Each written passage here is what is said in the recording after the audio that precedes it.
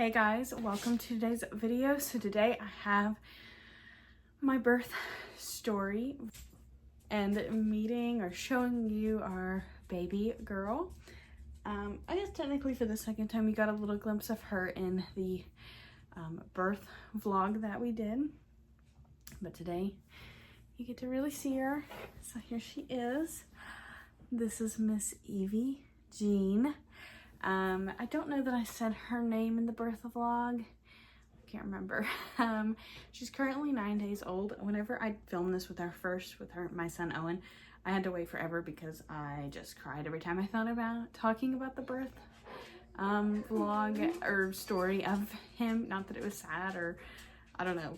I was very emotional with him. I think one reason that I'm not as emotional this time is I know for the next year at least I will be home with my children. That was a decision I decided to make for my own mental health, and I can already tell you it's substantially better choosing to do that. Now luckily we are able to financially, we're going to make it work. I might have to do some, I still have to do some other work like my natural makeup line, which I'll have that link down below, and then my reselling business. I'll also have my Poshmark and Mercari link down below as well for you to check out if you so choose to do so. I definitely appreciate it. I also appreciate if you subscribe and give the video a thumbs up. That also helps me. But I might also have to go and do probably a tutoring type job as well. I was a teacher, am a teacher. So that's kind of just my background. Sorry, we're gonna get to the birth story, I promise. So I guess I'll start with the morning of. So on the 27th, June 27th, that's when she was born. At 3 in the morning, Owen came into our room from his bedroom. He woke up. That's our firstborn, is Owen. He woke up and he needed help back to sleep, which is fine. So Jacob went and took him back into his room, and now for a few nights, I have a hard time going back to sleep sometimes, and this was one of those times, but I felt like a contraction, and I was up for a little while longer, and some time passed, and then I felt another one, and they were decently strong, and they seemed to last, they weren't over like that either. So I started, because I wasn't sleeping anyways, I started timing them, and they were every 5 minutes, and they lasted roughly about a minute each. They were roughly, like I said, roughly about 5 minutes apart. And some of them really, really hurt. I couldn't breathe. They would hurt that bad. And so I was like, you know what? If they last for an hour, I was telling Jacob this, I was like, because I don't want it to be done in an hour, us leave now, get ready now and leave, and then them be done, because that had happened before where I'd had semi-regular contractions, but they didn't last a full hour. It's if they last a full hour and I'm still having them after that, we'll get ready and we'll just go, because we plan to go into the city that day anyways, and I was actually supposed to get induced the next day, so Friday the 28th. And so the hour passes, and they're still about every 5 minutes, roughly a minute long, and my doctor said if that's 5 minutes apart for 1 minute, last an hour to come in. So we were looking out for that anyways. They lasted the hour. I was like, all right, let's just go ahead and get ready and go. So we took our showers, we got the dogs ready to go, and I had planned to drop Owen and our dogs off to my grandpa ourselves. But by the time we got all ready to go, Jacob was getting the dogs in the car. The only people not in the car were us and Owen, or the only things not in the car were us and Owen. They were a lot closer together and very painful, and I was like, you know what? No. We do not have time to stop. I'm gonna call, because my dad gets into work really early. Anyway, so I called my dad and I was like, hey, can you meet us at the hospital and go and take and then bring the car back? And he was like, yeah, that's fine. And I was like, sweet. So I met him at the hospital. We go in, and on the ride there, I swear to you, my contractions were every 2 minutes. Luckily, once we got to the hospital, they did seem to slow down. But whenever we got to the hospital, they checked me in, they did all that, and then they checked to see how dilated I was, and they asked when I'd been checked last when I was, and I said, well, that Tuesday that I was 3 to 4 centimeters, and they said, yeah, you're about 5 to 6, and I was like, all right, great. Great. But my water hadn't broken yet, nothing like that. I did, when we got there and I went to the bathroom, I did have some blood come out, not like a huge show or anything like that, but just whenever I would go to the bathroom, I had noticed there that there was some blood.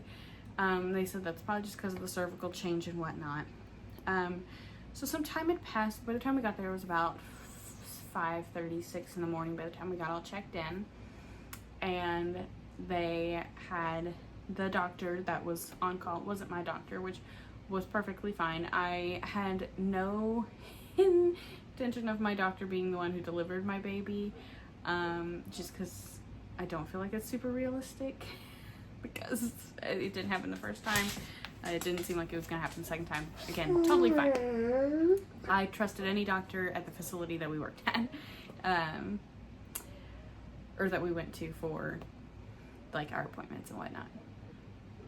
So she comes around and she's like, you know, we could break your water now, or you can wait and see if it breaks on its own, or have the next doctor who comes in, break it later.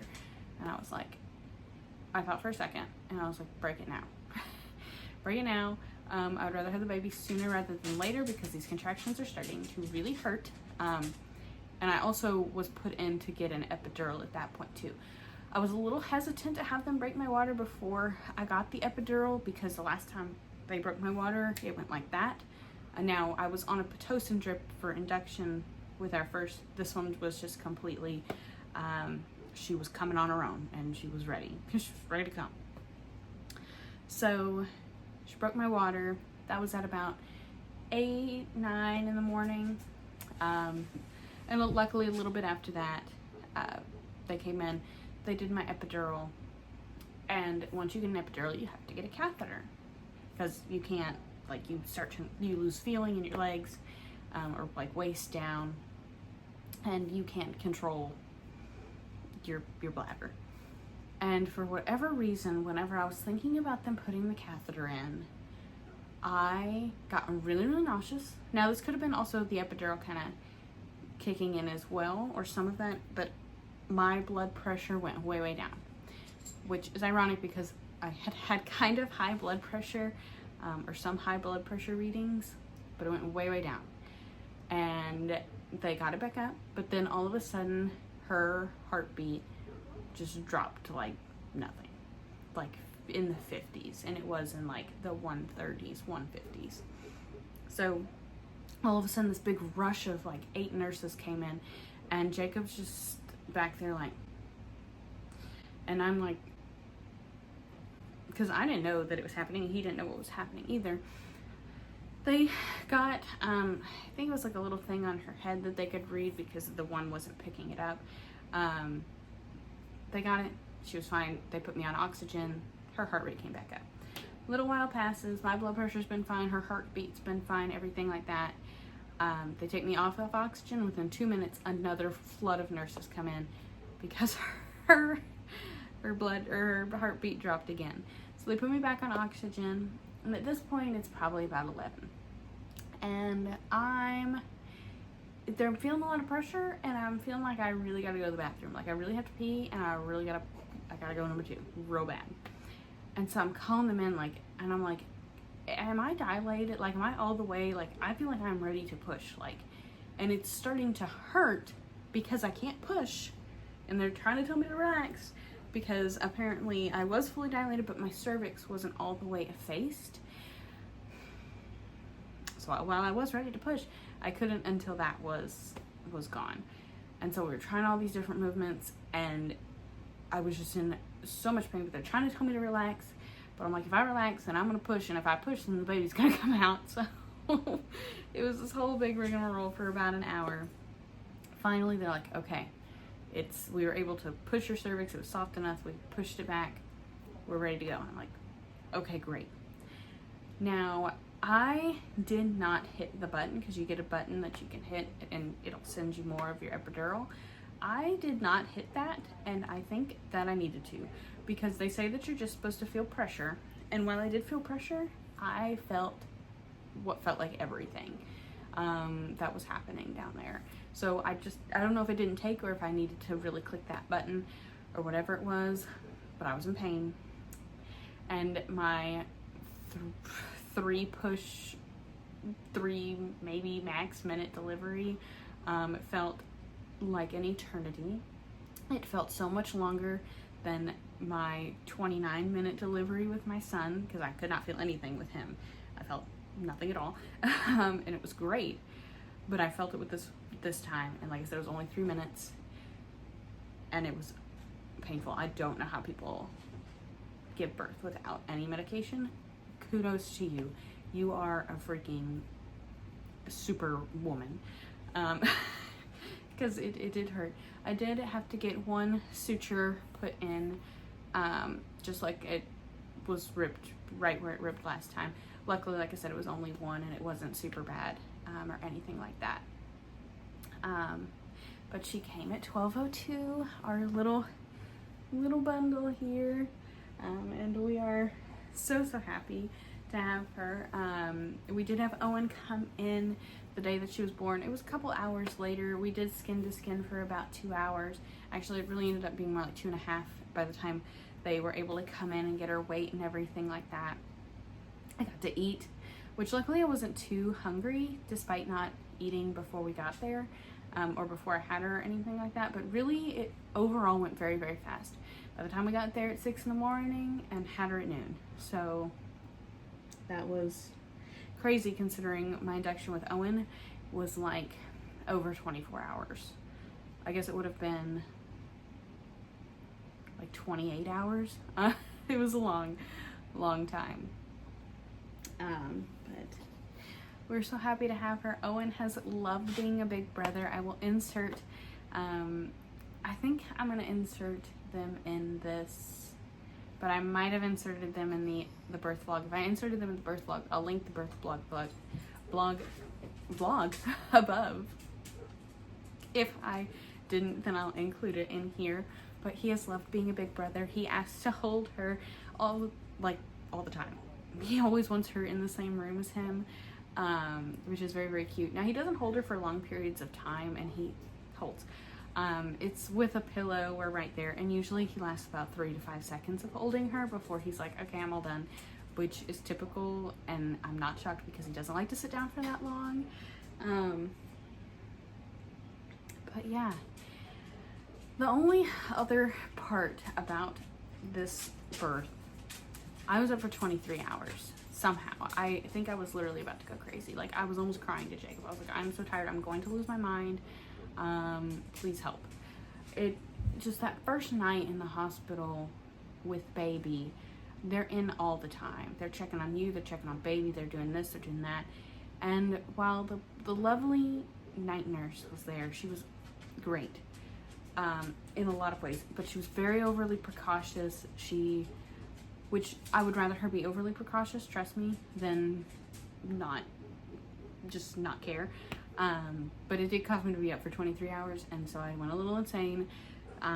Within a span of 48 hours, I had like 3 to 4 hours worth of sleep. So that was kind of hard, but then the second night was a lot better. We had her the full night, that first night. She never left our room.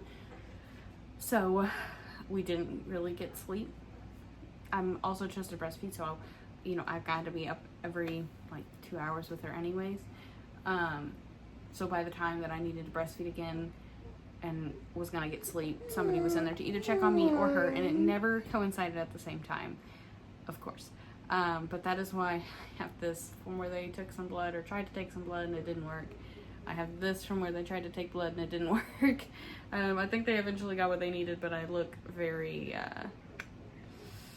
not great on these 2 places, but it's okay. She was worth it. The second night we did get to finally sleep, but they had to take her for like a screening, the newborn screening, during the day, and she failed one of her tests I think because she was so done. It was the last test they did and she was just tired of them poking and prodding at her. She passed the second time, but the lovely nurse the second night was like, you know, if you need me to, like, we can take her for just a little while and let you get like an hour or two of sleep. And I was like, if I haven't slept, then yes, that would be lovely, and thank you so much. But we were only in the hospital for 2 days and we came home and everything's been good. She's been, knock on wood, pretty easy. I have an alarm on my phone, or had an alarm on my phone for like every 2.5 hours to wake up to feed her, and I don't need it because she wakes up on her own, which is nice, but she's up eating all the time. Anyways, like I said, I will link whatever I have down below, and I will see you all in my next one. Bye, guys.